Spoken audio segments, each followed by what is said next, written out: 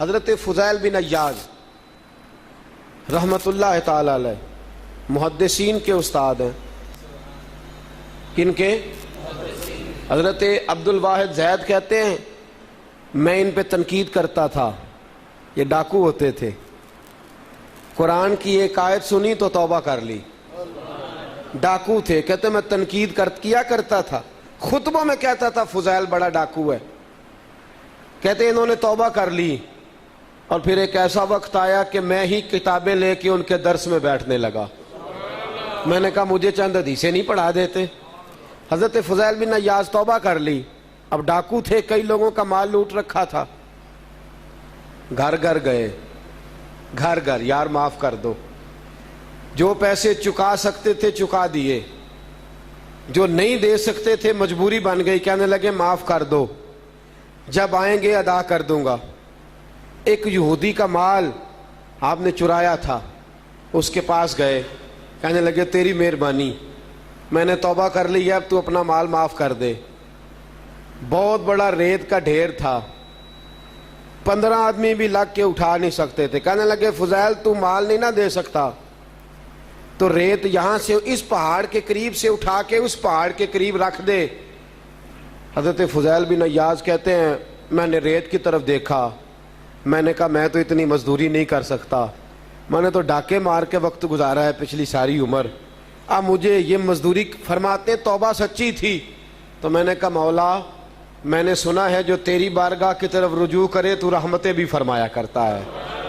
فرماتے شام کا سناٹا، میں گیا، ابھی کچھ ہی ریت، تھوڑی سی ریت ہی میں لا کے رکھنے پایا تھا کہ عشاء کا وقت ہو گیا. کہتے میں عشاء کی نماز پڑھنے نکلا تو تیز آندھی آئی اور واپس آیا تو جہاں اس نے ریت رکھنے کو کہا تھا ہوا نے ساری ریت اٹھا کے وہاں تک پہنچا دی. ہوا نے ساری ریت اٹھائی وہاں پہنچا دی. فرماتے ہیں میں بڑا حیران ہوا. یہودی کو میں نے بلایا اور بلا کے کہا دیکھ میری توبہ میرے رب نے کیسے قبول فرمائی ہے کہ سارے بندوبست فرما رہا ہے.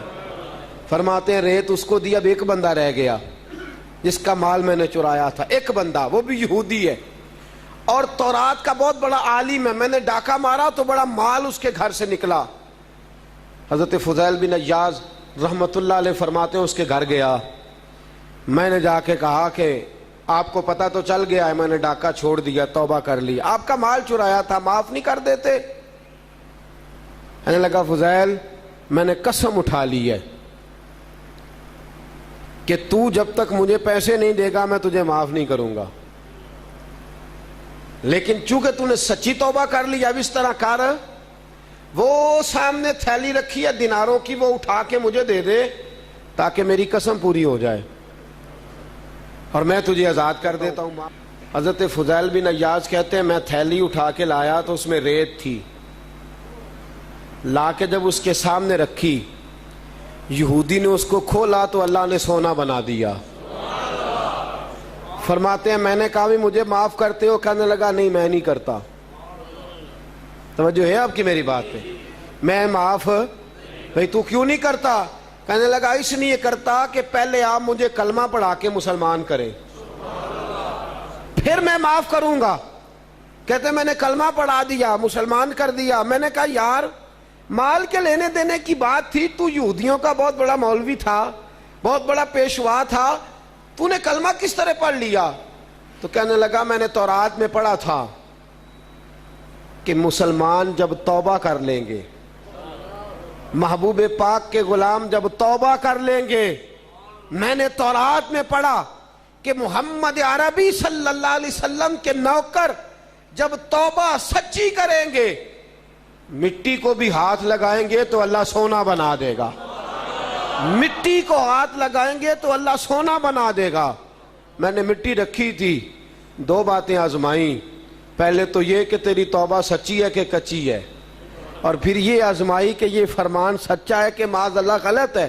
کہتے ہیں جب تیرے ہاتھ لگنے سے ریت واقعی سونا بنی تو دونوں باتیں سچ ثابت ہو گئیں. تیری توبہ بھی بڑی سچی ہے اور تمہارا مذہب بھی بڑا سچا ہے.